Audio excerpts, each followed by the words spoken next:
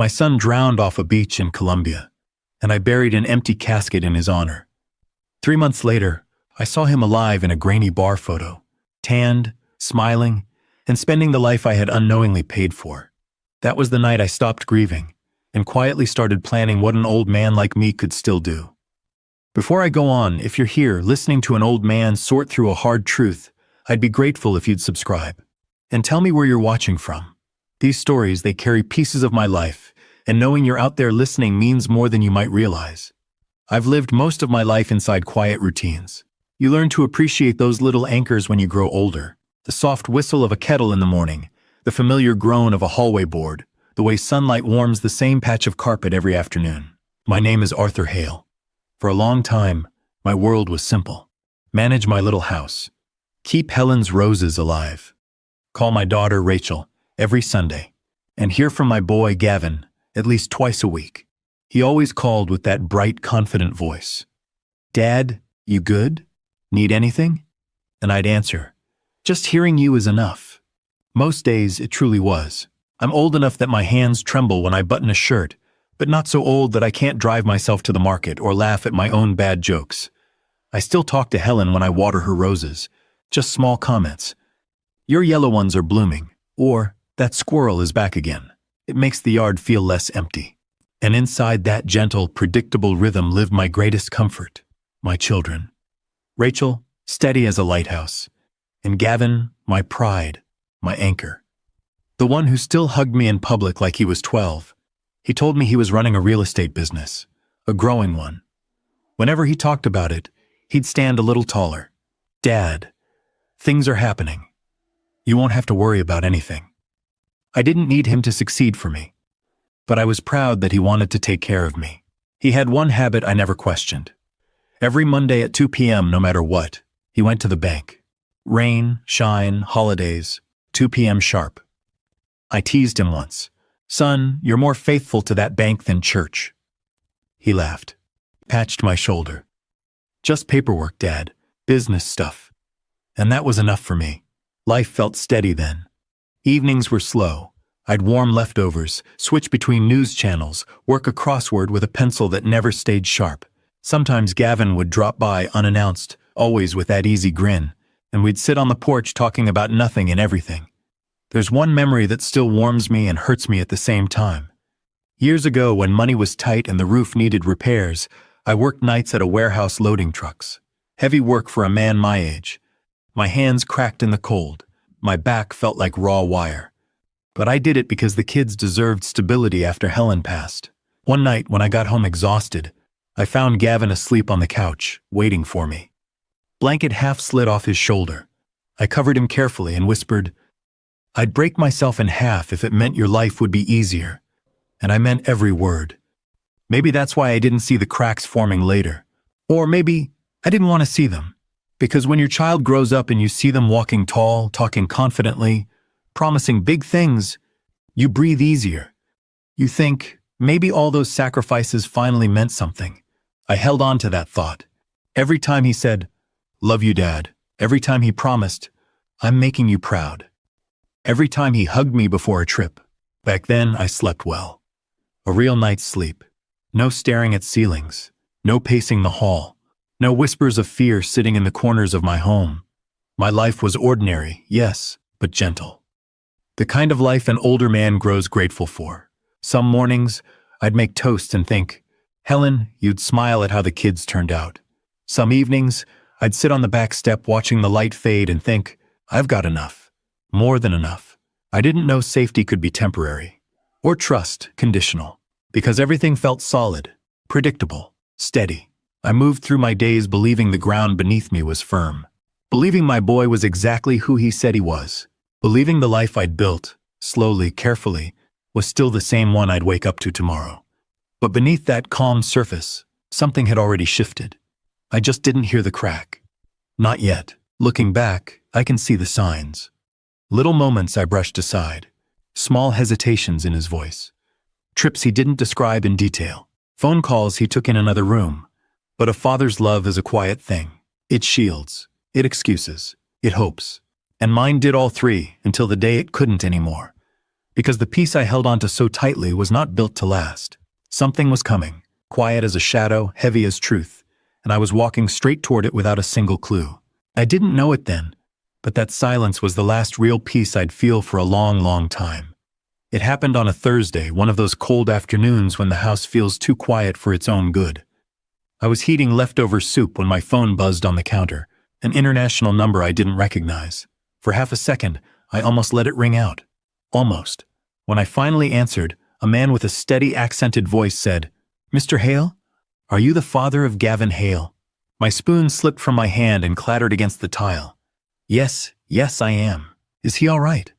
There was a pause, a long one, a pause that rearranged the air around me. "I'm very sorry, sir. There was an accident at Playa Dorada.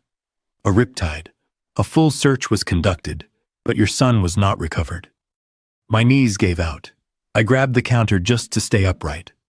"What do you mean, not recovered? He's missing, or—" Another pause. "Given the conditions, it is presumed fatal, sir." Fatal. That word hollowed me out in a single breath. I don't remember ending the call. I don't remember sinking to the kitchen floor. I only remember trying to inhale and feeling nothing but broken glass inside my chest. A few minutes later, or an hour, I couldn't tell, Rachel burst through the door. She must have heard the tremor in my voice when I called her. "Dad, what happened? Talk to me." I tried to speak, but the only thing that came out was a shaking whisper. "It's Gavin." Rachel stopped cold, her face drained. Her hands flew to her mouth. For a moment, she wasn't a grown woman. She was my little girl again, terrified of something too big to understand. No, Dad. What happened?"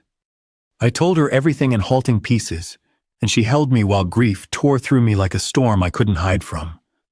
We stayed on that kitchen floor for a long time. That night, I didn't sleep at all. The house felt haunted, not by ghosts, but by silence. I walked into Gavin's old room, sat on the edge of the bed, and stared at a photograph of him at 8 years old, holding a fishing pole twice his size. His smile in that picture, it split me open. The next 10 days passed in a blur of phone calls, condolences, and casseroles wrapped in foil. People kept saying things like, "He's in a better place," and "Time will heal you." But time wasn't doing anything except stretching my grief wider. We held a memorial service at a small chapel, an empty casket draped in flowers. His name engraved on polished brass. Friends, colleagues, neighbors, all sharing stories of a man they believed was still rising in the world. When it was my turn to speak, I managed only 7 words before my throat closed. He was my pride, my boy. Rachel squeezed my hand so tight it almost hurt. I welcomed the pain. It was something real, unlike the hollow space where my son was supposed to be. 3 days after the service, after the casseroles stopped coming and the house sank back into its old stillness, the mail arrived. Sympathy cards, bills, and then one envelope that didn't fit. Heritage Federal Bank, regarding safe deposit box number 311. I frowned. I hadn't rented a box in years. Inside was a notice, co-holder, Gavin Hale and Arthur Hale. Activity alert, 8-year anniversary. 8 years. 8 years of Monday visits at 2 p.m. A cold, sharp unease crawled up my spine. That evening, I called the bank.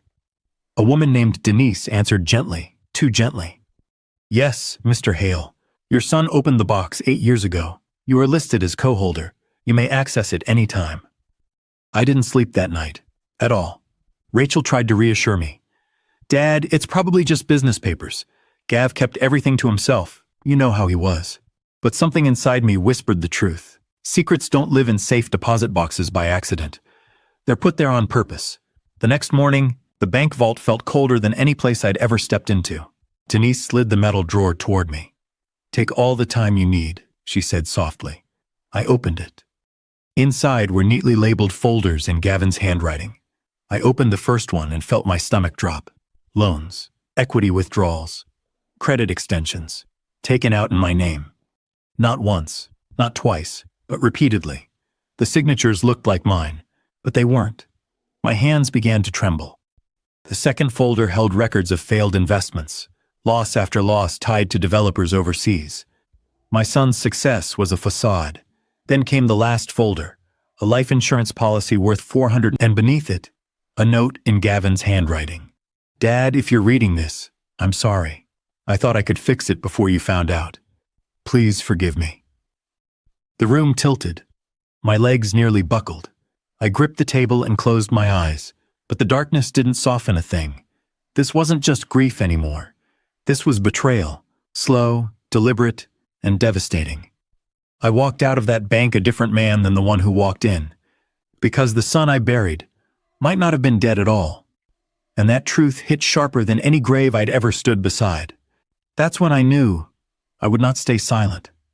The days after opening that safe deposit box felt unreal, like walking through a house I had lived in my whole life, only to discover every picture frame held a stranger. I kept spreading Gavin's documents across my dining table, reading the same lines again and again. Each reread hurt a little differently. A forged signature here, a failed project there, a quiet lie dressed as business travel. The silence in my home grew heavier with every hour. I stopped turning on the radio, stopped answering the phone, stopped opening the curtains. Grief had already hollowed me out, but betrayal carved out the parts grief hadn't reached yet. One evening, long after sunset, I sat alone at the table drinking cold tea. The house smelled faintly of old wood and lemon polish, Judith's favorite scent. It always lingered on her sweaters. She'd been gone for 7 years, but sometimes I still caught myself listening for her footsteps. I wondered what she would have said if she were here now. Would she have seen this coming? Would she have seen the signs I missed? I opened Gavin's childhood photo album. A picture slipped out, him at 10 years old, standing knee-deep in the Willamette River, holding a trout half his size. His smile was wide, teeth uneven, sun in his eyes. I brushed my thumb over the photograph. "Where did you go, son?" I whispered. "Where did that boy disappear?" The ache that followed felt like a slow bruise spreading behind my ribs. I barely slept. Nights became long corridors of thought, each one leading to another question I didn't want to face. I walked through the dark house, touching the walls as if they could steady me. At 3 a.m. one night, I stood in the doorway of Gavin's old room. His childhood baseball glove sat on the shelf, dusty but shaped like a memory. I picked it up, held it against my chest, and felt something loosen inside me, something tired, something angry, something scared. I didn't cry. I didn't yell. I just felt emptied, like there was nothing left to break. But then, somewhere beneath the exhaustion, something else began forming. A question, a small, sharp one. What if he isn't dead? No body, no witness, a foreign country, a conveniently timed riptide, and that insurance policy naming a woman I had never heard of. The pieces didn't form a picture yet, but they didn't lie either.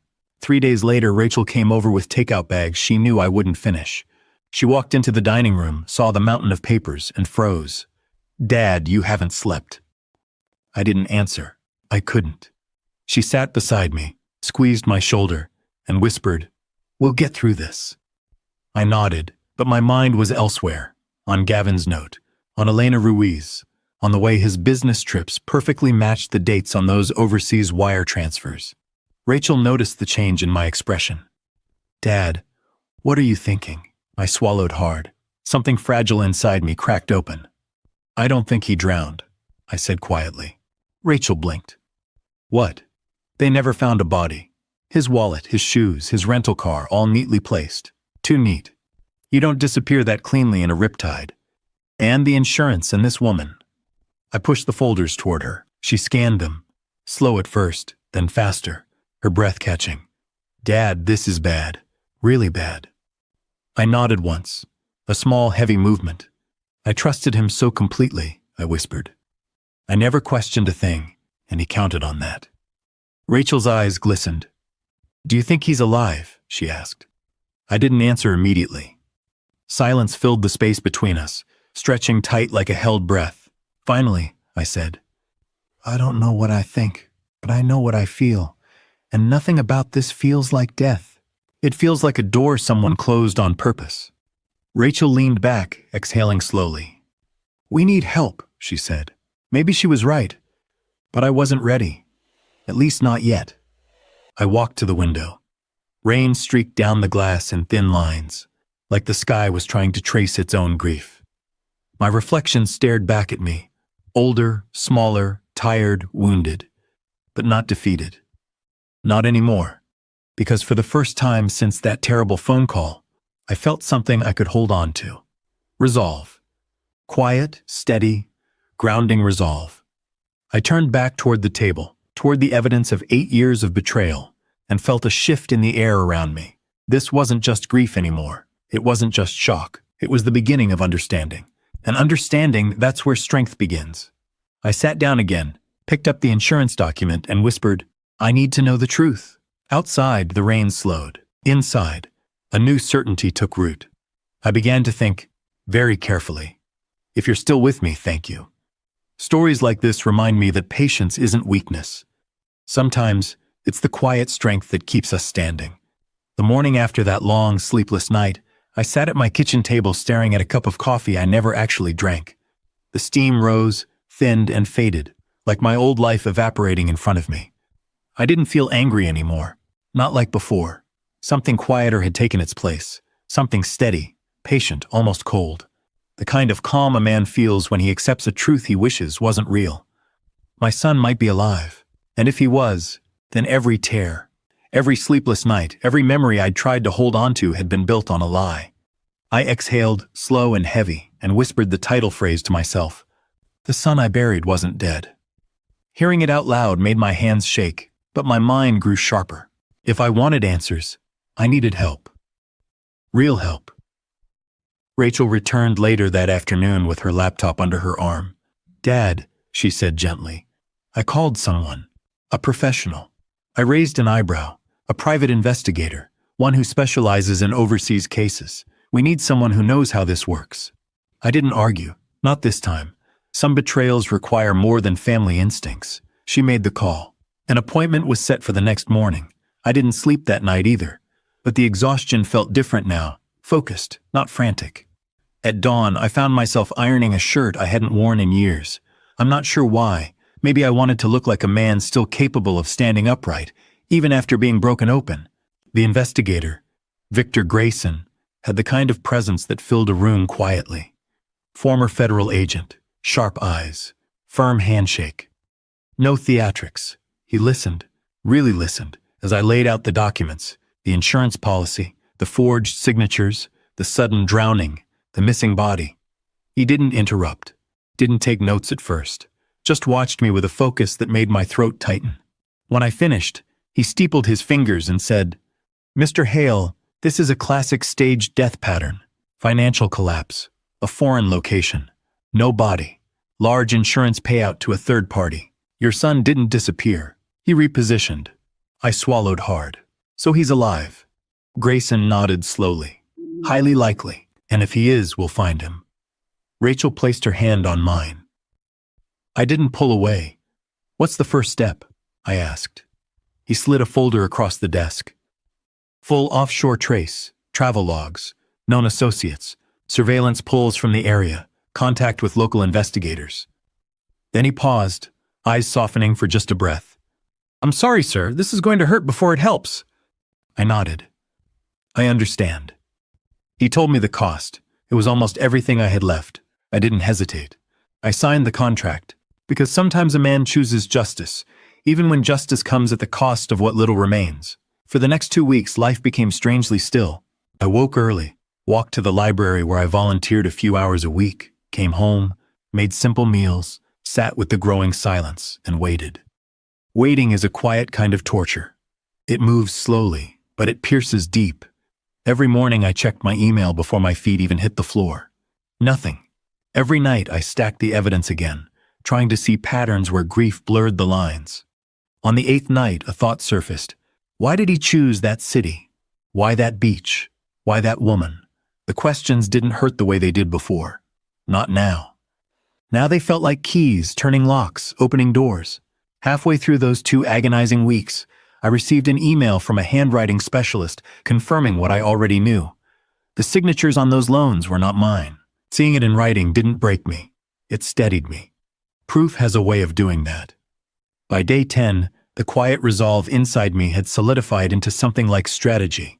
I gathered every document Gavin ever signed, every letter, every note, every scrap of handwriting I could find. I organized each page in a binder, labeled by date, type, and suspected forgery. Each sheet was a wound, but also a weapon. I began writing a timeline. 8 years of lies. 8 years of forged documents. 8 years of Monday afternoons at the bank. And finally, a flight to Colombia. A staged drowning. A new life somewhere far from the ruins he left behind. I added photographs to the binder. Bank emails. Printed call logs. The insurance file. Piece by piece, betrayal became evidence. Evidence became clarity. And clarity became purpose. On day 14, just before midnight, an email from Grayson lit up my phone. Subject line, update, possible hit. I didn't open it immediately. I just stared at the glowing screen while my heart thudded painfully in my chest. When I finally tapped the message open, my breath caught. A lead, a location, a possible sighting.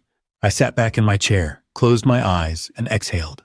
Not relief, not joy, just a calm, unfamiliar steel settling into my bones. Because the path ahead was no longer fog. It was a road, clear, direct, and waiting. I wasn't planning revenge out of anger anymore. It wasn't fury that guided me. It was truth. And truth, when followed patiently, becomes its own form of justice. I closed the binder, ran my hand over its cover, and whispered, "The stage is set. All I have to do is wait." 2 weeks after Grayson's late-night email, the truth arrived in 4 photographs.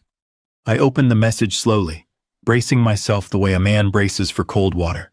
And there he was, my son, sitting at a beachside cafe in Santa Aurelia, alive and well. Sun on his shoulders, glass in his hand, a smile I hadn't seen since he was a boy, except now it wasn't meant for me. My breath left my body in a long, shaking exhale. I didn't cry this time, didn't panic, didn't crumble.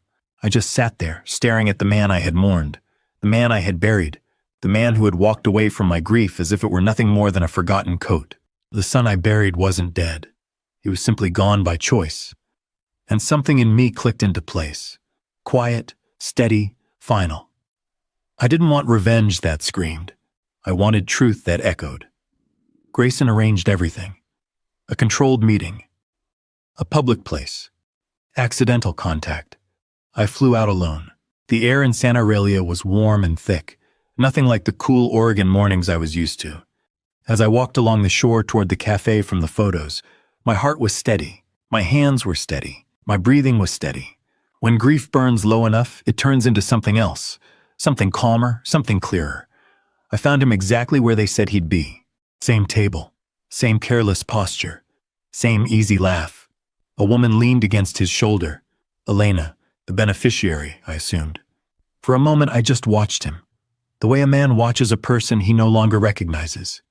He looked older than I remembered, but lighter, freer, as if shedding his old life, my life, had been his greatest relief. I stepped forward. When he finally looked up and saw me standing there, the color drained from his face so fast I thought he might faint. "Dad?" he whispered. I sat across from him without asking. Elena glanced between us, confused, then stood and murmured something in Spanish before walking away. She kept looking back at him, as if unsure whether he would vanish again. But I didn't look at her. I didn't look at the ocean. I didn't even look at the waiter who froze beside us. I looked only at my son. "You're alive," I said quietly. His jaw clenched. "I can explain." "No," I replied. "Not this time. You'll speak, and I'll listen. But don't call it an explanation. Call it what it is. Truth you ran from." He swallowed hard and began talking. It all came spilling out in pieces. Debts, failures, lies that snowballed into a mountain he didn't know how to climb. He spoke of forged signatures, desperate loans, false bravado. He said he panicked. He said he needed a way out. He said he convinced himself that disappearing would save everyone. He said he loved me. He said he never meant to hurt me. But love that survives on lies isn't love, and hurt that deep doesn't heal with a sentence. I listened, still, silent, while waves slapped the shore behind us. When he finished, he looked at me with something like pleading in his eyes. "So, what now, Dad? Are you here to drag me back?" "No," I said calmly. "I don't drag anyone, but I do hold people accountable." He stiffened. Fear flickered. Then something colder, calculation. "Panama doesn't extradite for this," he muttered. A small, sad smile touched my lips. "That's what you think." I reached into my pocket, set my phone on the table, and pressed play. His own confession, recorded cleanly, filled the space between us, his voice admitting everything: the forged loans, the faked drowning, the new identity, the insurance. People at nearby tables turned. My son's face collapsed. When the recording ended, I picked up the phone and slipped it back into my jacket. He stared at me, stunned. You recorded me?" "No," I said quietly.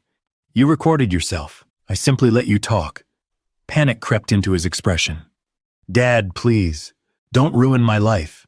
I looked at him, the boy who used to fall asleep on my shoulder, the man who let me bury an empty casket, and felt a deep, aching truth settle inside me. "I didn't ruin your life, son. You did that all on your own." He opened his mouth, closed it again, and looked away, ashamed or angry, I couldn't tell.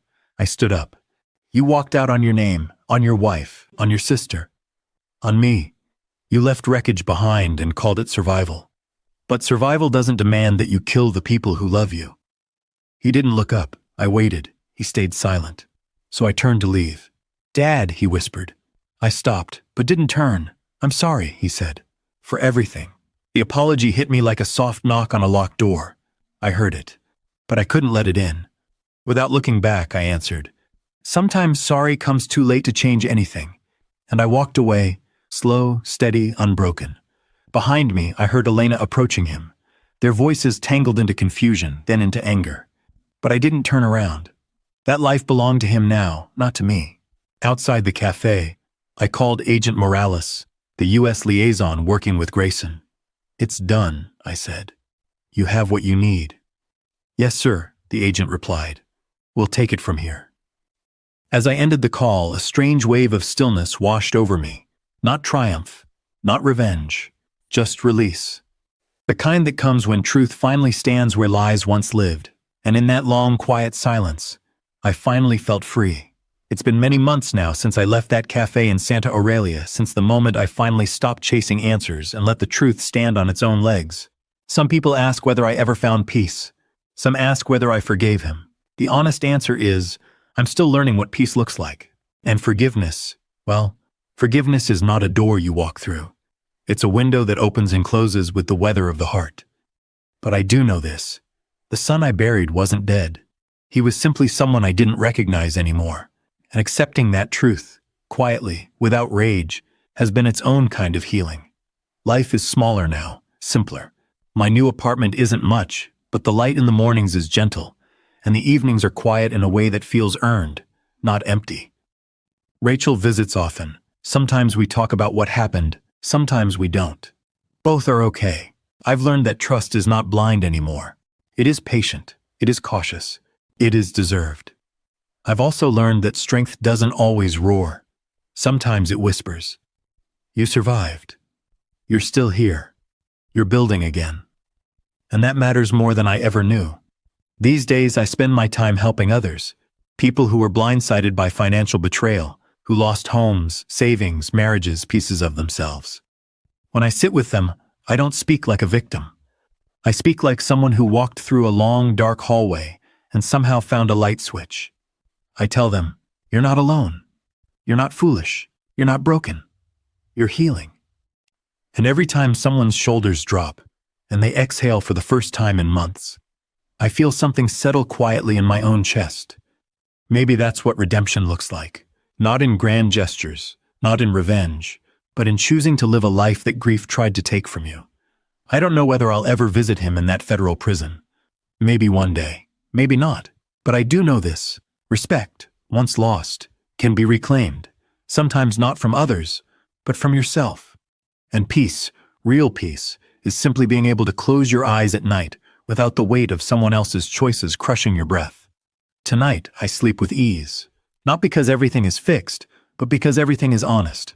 And for a man who once buried a son who wasn't dead, that honesty is enough. Would you have done the same in my place? Share your thoughts, and if my story stayed with you, I'd be grateful if you'd subscribe for more.